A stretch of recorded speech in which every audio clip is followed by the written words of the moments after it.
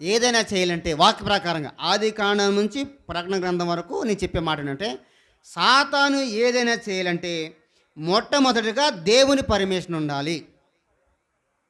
దేవుని యొక్క పర్మిషన్ లేకుండా సాతాను ఏది కూడా చెయ్యలేడు. అది జ్ఞాపకం చేసుకోండి. ఉదాహరణకు యోబు గ్రంథంలో అని నేను చూడలేదు, మనం అలా వాక్యం పక్కకి వెళ్ళిపోద్ది, నేను ఊరిని చెప్తాను.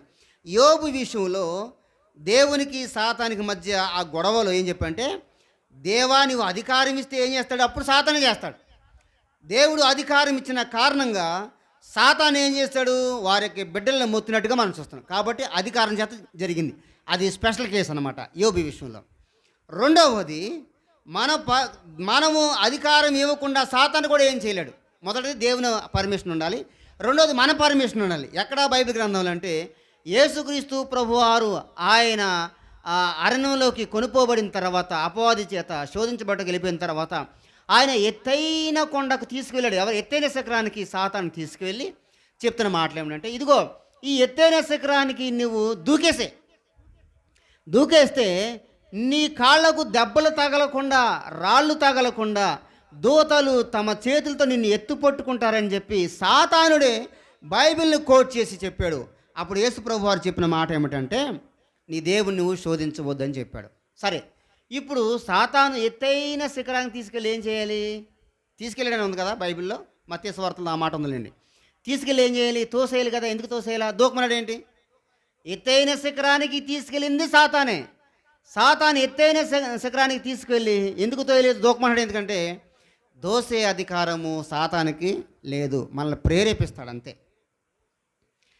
చార్మినార్ పైకి వెళ్ళిన తర్వాత, హుస్సేన్ సాగర్ దగ్గరికి వెళ్ళిన తర్వాత ఆడు చెప్తాడు వెళ్ళిపో దూకమని. అంత కదండి, రైలు పట్టాల దగ్గరికి వెళ్ళిపోయిన తర్వాత ఏం చెప్తాడు? చావాలని కోరుకొచ్చిన తర్వాత మనం చచ్చిపోతాం. సాతాన్ని చంపడం, చంపే అధికారం ఉంటే మొత్తం ఈ పాస్టర్లు అందరూ కూడా చంపేస్తారు. ఎవరిని చంపాలి అనుకున్నవాడు చూసా వాడికి ప్రేరేపిస్తారన్నమాట. ఎవరిని చూడండి, క్రైస్తవ వ్యతిరేకంగా పనిచేస్తే ఒక మోకుంటారు చూసా, వాళ్ళు చంపాలనుకుంటారు కదా, వాడిని ఎక్కువగా ప్రేరేపించి వాళ్ళకు దూరి ఏం చేస్తాడు, వారి చేత చేయిస్తాడు. సాతాను చేయడు. ఒకవేళ వాళ్ళు చేయకుండా ఉంటే, సాతానుడు ఒక్కడే చెయ్యాలనుకుంటే ఈ పాటికి క్రైస్తవ సేవకులందరినీ ఎప్పుడో మట్టి కలిపేవాడు. కాబట్టి డైరెక్ట్గా సాతానుడు ఏది కూడా చేయలేడు. ఆ రోజు కూడా అవ్వాదమును శోధించడానికి సాతాను నేరుగా మాట్లాడలేదు, సర్పమును వాడుకున్నాడు అక్కడ కూడా. కాబట్టి చాలామంది ఈ బైబిల్ కనీస జ్ఞానం లేని వారు చెప్పే మాట ఏమంటే, అబ్బబ్బా సాతాను వల్ల దొరికింది, ఏంటమ్మా నీకు మగ పిల్లడు పుడతాడు, ఆడపిల్ల పుట్టింది సైతాను వల్ల.